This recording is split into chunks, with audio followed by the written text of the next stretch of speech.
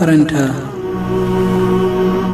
Haƙuri iri biyu ne, haƙurin abin da kake so idan baka same shi ba, da haƙurin abin da baka so idan ya same ka.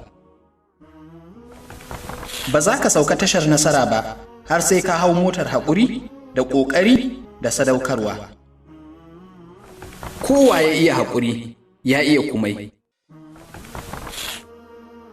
Kada jin daɗin wani ya tsone ma ido, baka san abin da ya rasa ba kafin Allah ya bashi ni'imar da yake cikinta. Kada damuwarka ta ɗaga hankalinka, baka san alherin da za ta jawo maka ba. Haƙuri maganin zaman duniya. Abu biyar ana gane su daga abu biyar ne. Ana gane daɗin bishiya ne daga 'ya'yanta. Ana gane haƙurin mace ne idan mijinta ya shiga halin talauci. Ana gane mai imani idan ya gamu da jarabawa. Ana gane mai kyauta idan ya samu wadata. Ana gane gaskiyar ɗan siyasa idan ya ci zaɓe.